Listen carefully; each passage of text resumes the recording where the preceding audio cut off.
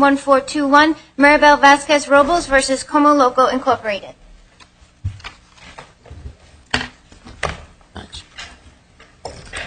Thanks.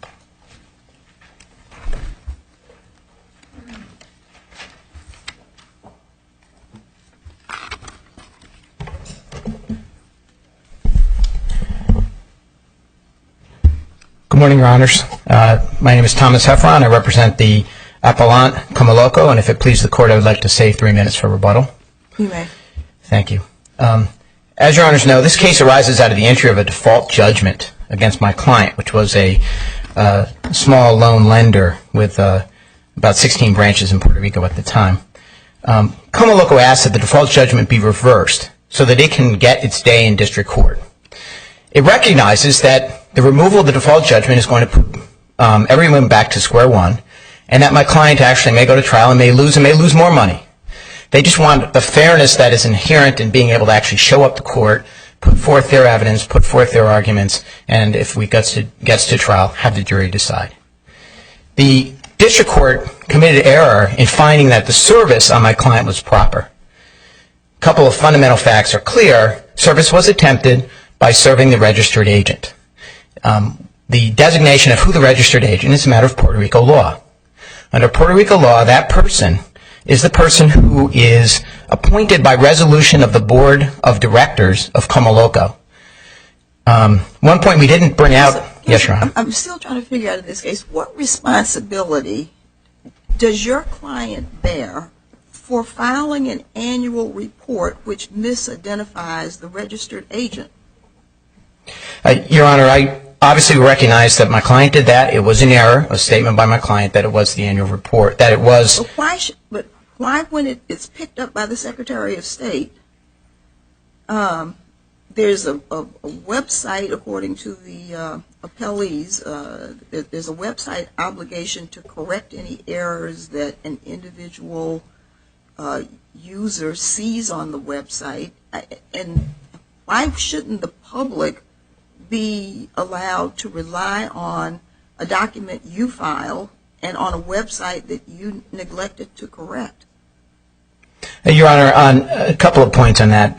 With respect to the user requirement in on the website, my client didn't post the annual report. That was posted by the Secretary of State. So in that sense, they don't fall within the four corners of the user. But Your Honor's more general question is an appropriate one, which is, why isn't it my client's fault, or why should my client bear the loss?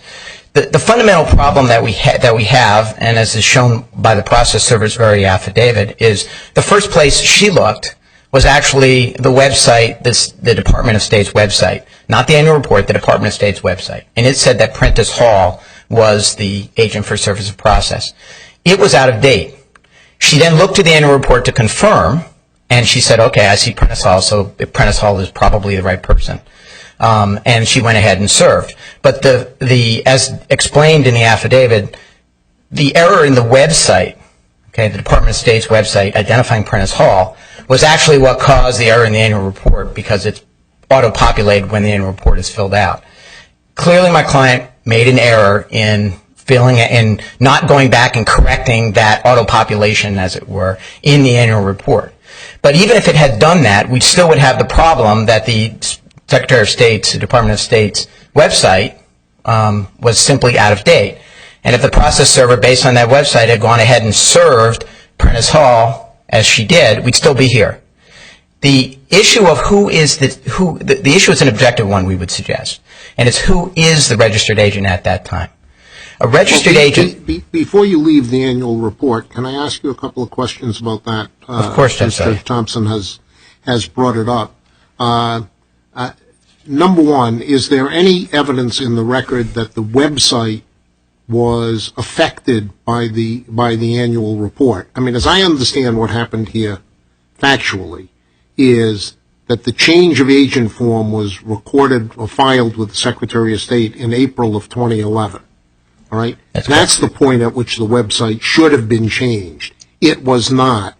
The annual report was then filed in 2012, but there was no change made in the website. Is there any evidence that at that point anyone in the Secretary of State's office looked at the annual report to compare it to the website, and the website was left as it was because of the error in the annual report? Judge Sully, no evidence of that. In fact, remarkably, if I may go on for just a second, remarkably, in the district court, in this case, someone from the Secretary of State's office submitted a letter in 2013 telling the court that their website was inaccurate, yet they took an entire year to correct it.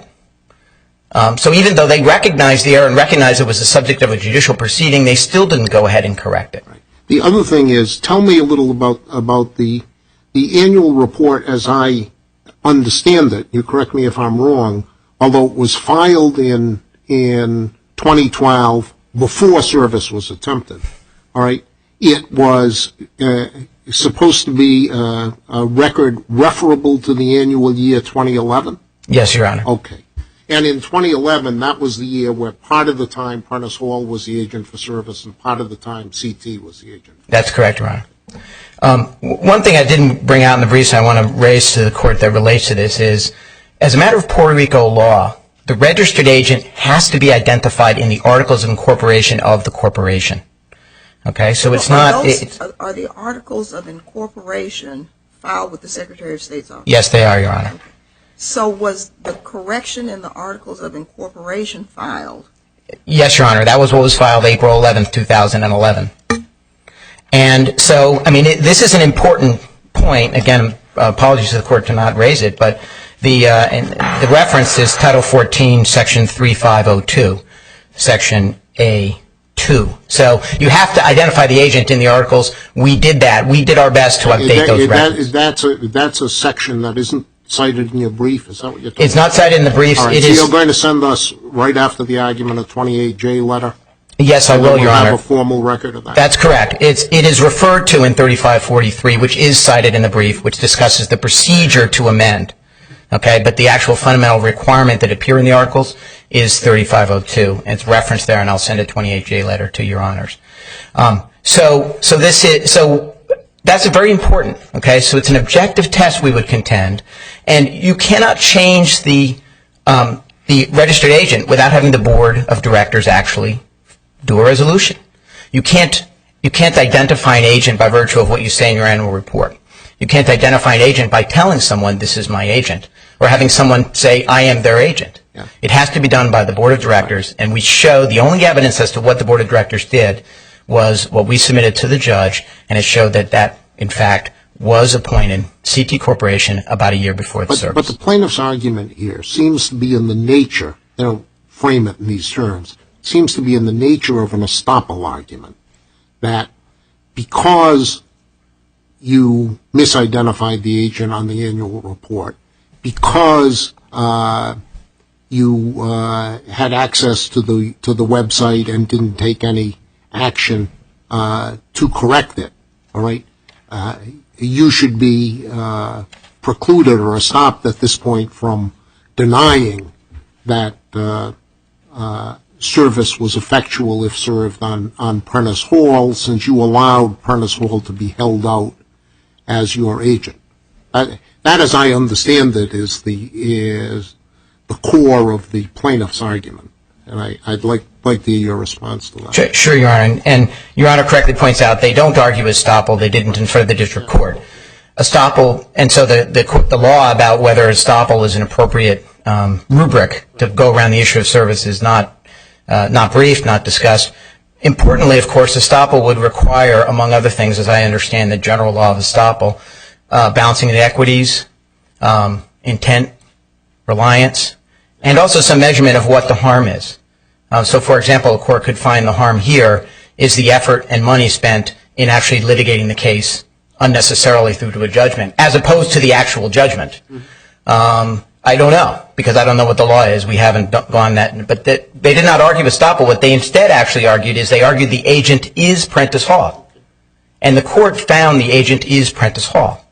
And given the framework of the corporation law in Puerto Rico, where only the board of directors can appoint the agent, and where we went through the procedure and the Secretary of State certified in December of 2011 that the agent was CT Corp, the errors that led to this misadventure really arose out of the website not being updated, which is why... From CommoLoCo's point of view, all right, the issue of estoppel, the issue, framing it as an issue, just isn't in the case. No. It's been waived because it hasn't been presented, hasn't been briefed or argued by anyone, wasn't briefed or argued in the district court. That's correct. Okay.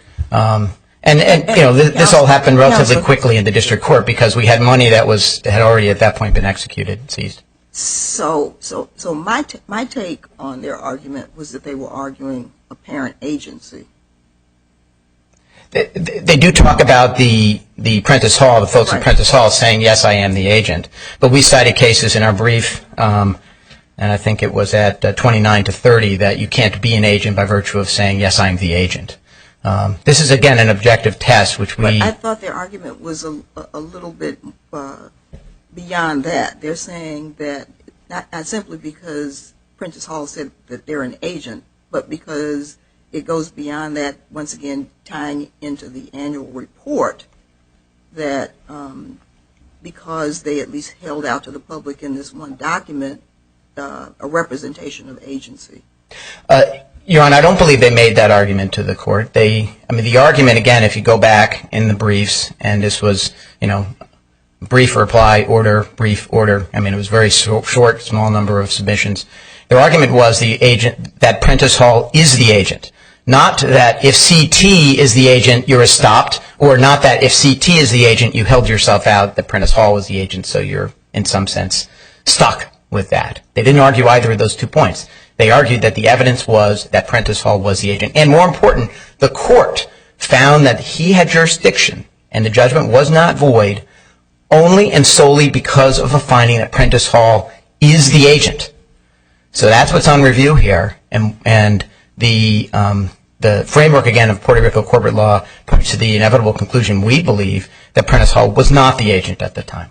And I have a factual question. Sure. Is there anything in the record that indicates once Prentice Hall got the paperwork, what happened to it? No, Your Honor. There is an affidavit from my client that said, as of the day of the execution, no one at the company knew of this lawsuit, so I guess one can conclude from that sworn statement that Prentice Hall didn't give it to anyone at CommoLoCo.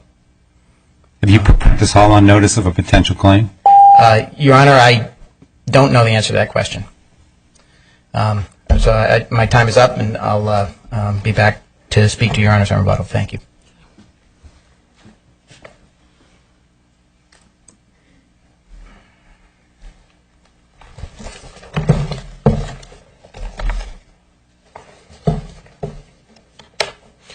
Good morning to this honorable panel. For the record, this is Attorney Alejandro Valverde Espinosa for Plaintiff Maribel Vazquez-Robles. As this honorable judge once said, 80% of success in life is just showing up. Yesterday morning, CommoLoCo filed until yesterday morning, CommoLoCo's theory was that the district court and Ms. Ima Gonzalez Marrero, that's our server, erred on relying on the State Department website because it was outdated and provided erroneous information. On the afternoon, tomorrow, on their continuous piecemeal litigation, they filed a motion, and they included several documents that, among others, they included a correction of the articles of the corporation. With said motion, they throw to the garbage all their theory regarding that this court and the district court should not rely on the State Department website. But doesn't the website itself contain a disclaimer that says don't rely on this website?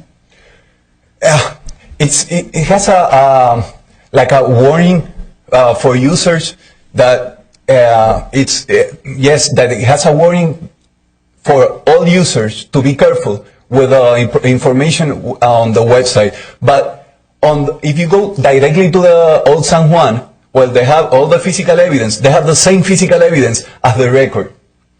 But if Puerto Rican law requires that the service agent be identified by a vote of the board of directors, and that be contained in the Articles of Incorporation. And if the Articles of Incorporation did not list Prentice Hall at that time as the agent, isn't it a matter of, and we all rely on websites these days, but when they tell us not to, isn't this the kind of example that we should all remember, that you can go and find the actual document, which according to Puerto Rico law would be the Articles of Incorporation, which would tell you who the correct service agent is, and you act at your own peril by not going behind the website and checking what, according to Puerto Rican law, is the definitive word on the agent.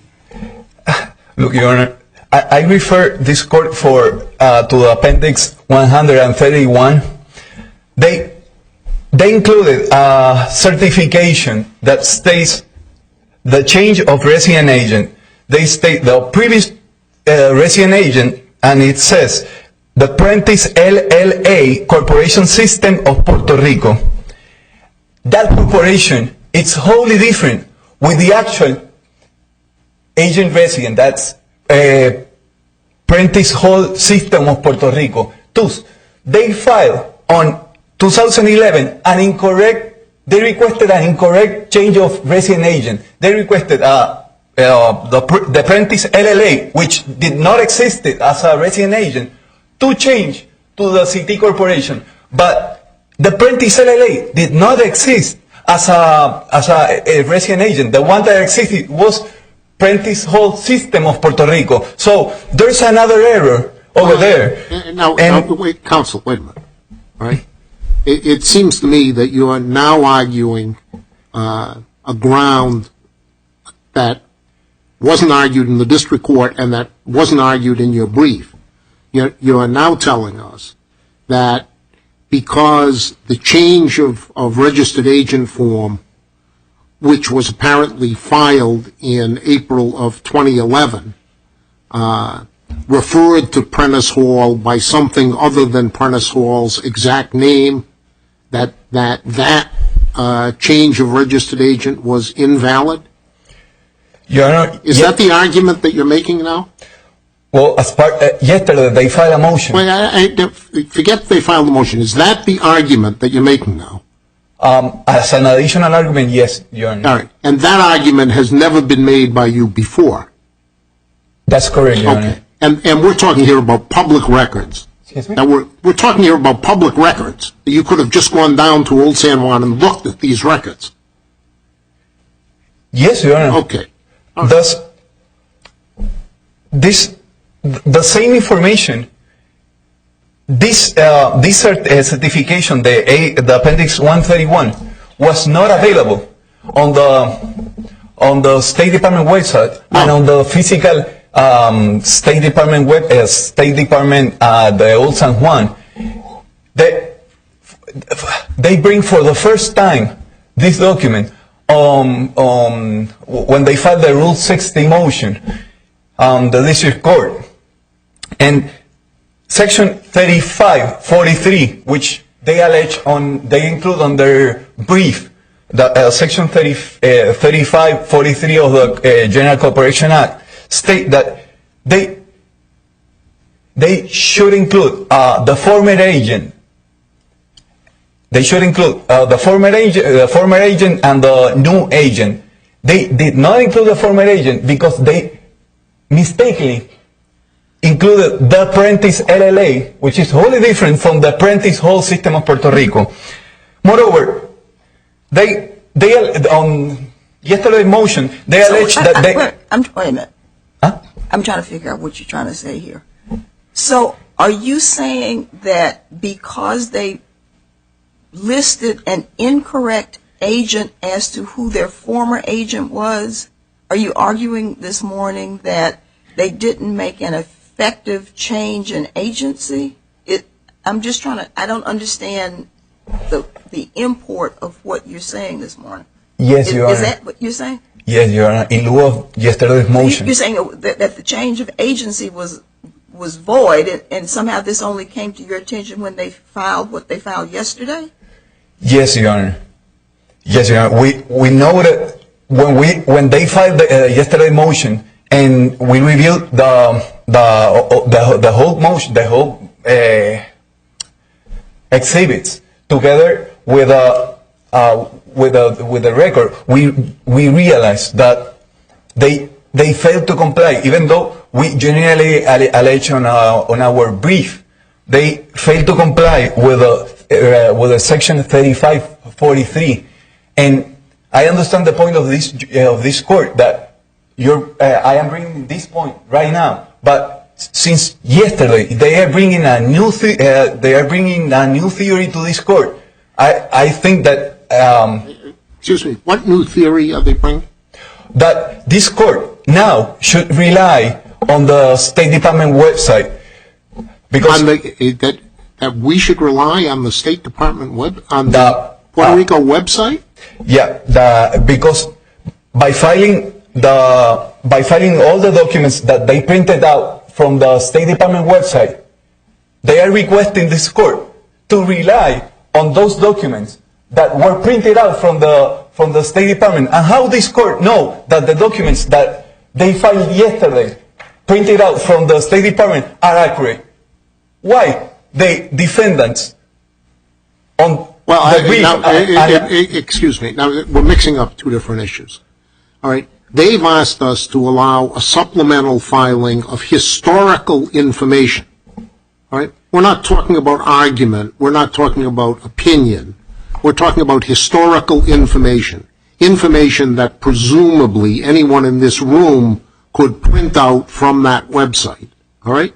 They've asked us to accept that supplemental filing. All right. Are you telling us that that information is not accurate? No, at all. Okay. So you concede the accuracy that that material is that those materials they printed out are really printouts from the website. That's my point. Okay. And now what new theory are they basing on that? You keep saying they're making a new argument. I think they're making the same argument that they've made all along, that Prentice Hall was not their registered agent at the time of service of process in this case. My point, Your Honor, is that Ms. Gonzalez, our server, rely on the State Department website, and they suggest that they request that the district court err on relying on the district court, and Ms. Gonzalez err in relying on the State Department website. Our point is exactly that. Defendants on their motion, they allege that the State Department is correct, and they provide current information. They say that there's a legendary backlog, but it's not until March 24, 2014, that for the first time they request, and it appears on the State Department website. They request the change of resident agent, and 1 month later, it appears on the State Department website. So there's no legendary backlog. On March, they requested. 1 month later, it appeared on the State Department website. So that's wholly contradictory with their theory. Moreover, in Loíza Bento and Hospital versus Parque Industrial, this Honorable Court, this First Circuit, imposed a duty to corporation to keep up-to-date records before the State Department. Moreover, as this court stated. Wait. Before you leave those two First Circuit cases you've just cited, all right? Do you recall those cases were decided one in 1981 and one in 1985? All right. In 1987, the Supreme Court decided a case called Omni Capital. All right.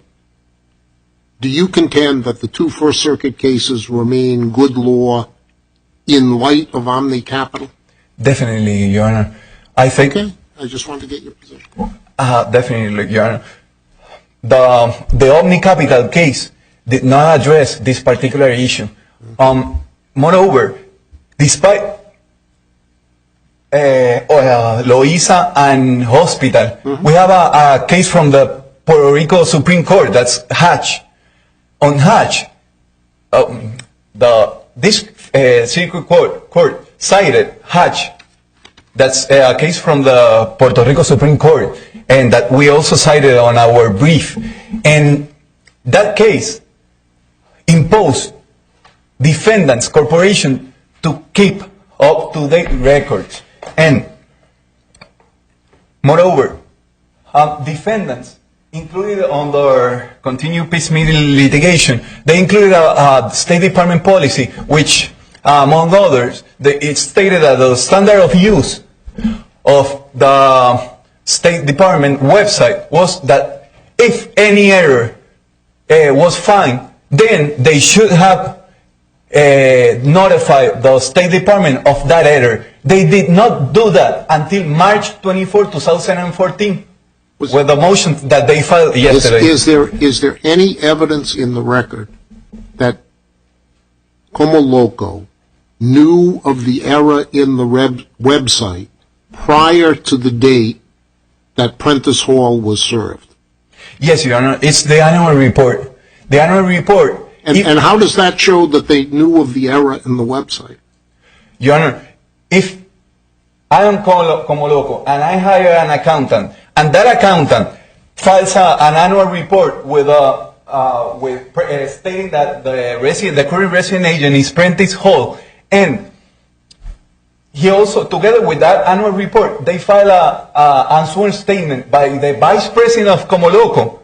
They know. They cannot say that they don't know about that huge error, Your Honor. That sworn statement was signed by the Vice President, Mr. Binjon, and of course, later on they file that accountant file a sworn statement stating that I'm sorry, that's my error. I should have not filed that before the State Department. But that's a huge mistake that they made, and the public should rely on public records. Every jurisdiction in the U.S. rely on public records of the State Department. Every lawyer in Puerto Rico relies on the State Department website. That's why they also included yesterday all the principal documents. Excuse me, isn't that what your case really comes down to? That you're arguing that corporations have a duty to police the website and to ensure that the Secretary of State gets it right, to correct errors. That they are in the best position to do that, and they've got a duty to do that. Isn't that what your case boils down to? Your Honor, yes, they should have. When they notice that error, or they should have noticed that error, and they should have corrected that error. One last point, Your Honor. Quickly. Quickly. Yes, Your Honor. Ms. Gonzalez reviewed the website. The website contained the information about Prentice Hall. The annual report contained Prentice Hall. Kenneth Berry, the representative that received the summons, stated that after reviewing the State Department website and after reviewing their list, he represented that he was the current resident agent. Once again, defendants' new theory that this court and everybody can rely on the State Department. I'm sorry. Thank you very much, Your Honor. But you've covered it in the brief. Excuse me? You've covered those points in the brief. Thank you. Thank you very much.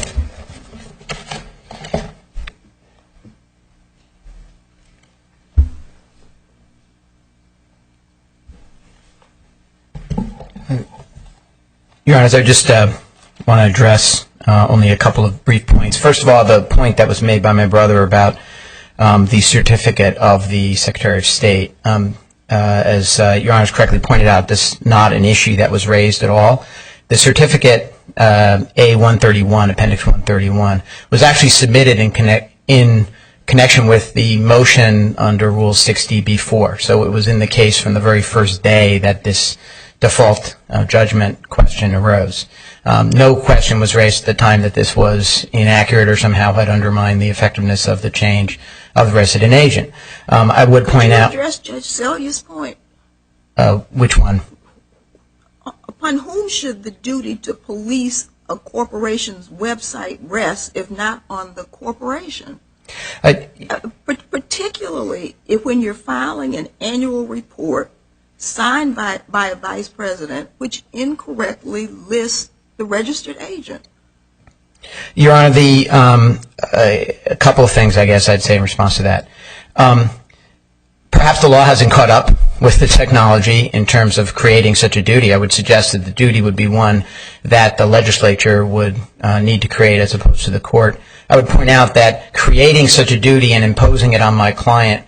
Well, if there is a duty to file an accurate annual report, though, that's already... That's correct. There is a duty. And so the Secretary of State took your annual report and put it on their website. That's correct, Your Honor. But again, the fundamental error here is the error with the listing of Prentice Hall as the current agent when in fact the Secretary of State had filed certified Board of Director minutes showing that the agent was CT Corp.